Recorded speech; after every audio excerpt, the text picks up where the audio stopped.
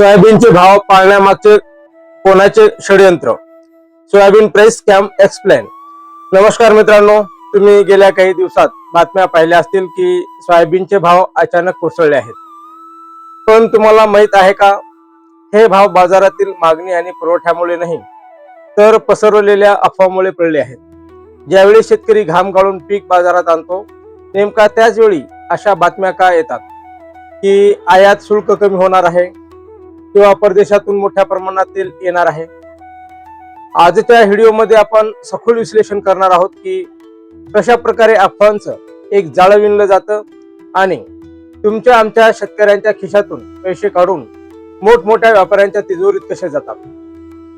चला तर मग क्रोनॉलॉजी समजून घेऊया. भाग 1 मध्ये अफवांची सुरुवात, द सीड ऑफ रोम्स. आमच्यासारखे कृषी सेवा केंद्र चालक पाहतात की शेतकरी बियाणं आणि खतासाठी किती गुंतवणूक करतो, पण जेव्हा सोयाबीन कापणीला येतं तेव्हा अचानक व्हॉट्सअप ऍप्सवर आणि काही न्यूज पोर्टलवर बातम्या फिरायला लागतात. पहिली अफवा, यावर्षी सोयाबीनचे कमी उत्पादन झाले.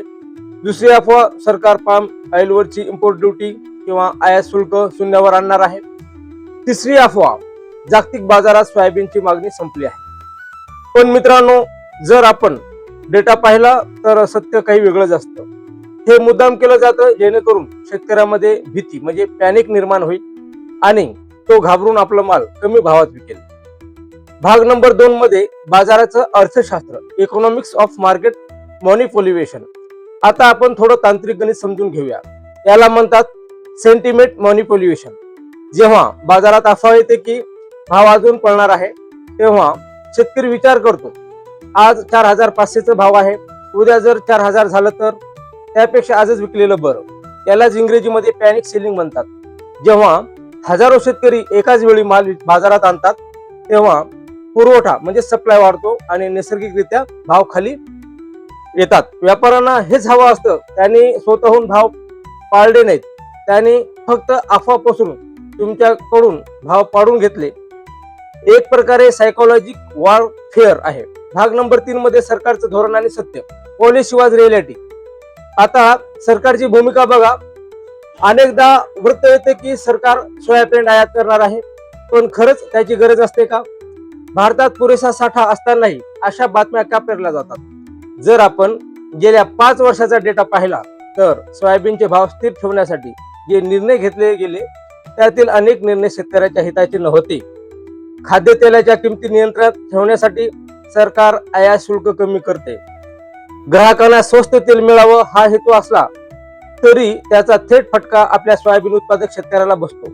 इथे प्रश्न पडतो की ग्राहकाचा विचार करताना शेतकऱ्याचा बळी का दिला जातो? भाग नंबर 4 मध्ये आपण पाहूया, यात फायदा कोणाचा, हुईज प्रॉफिट्स. आता सर्वात महत्वाचा प्रश्न येतो, कुई बोनो, म्हणजे याचा फायदा कोणाला होतो?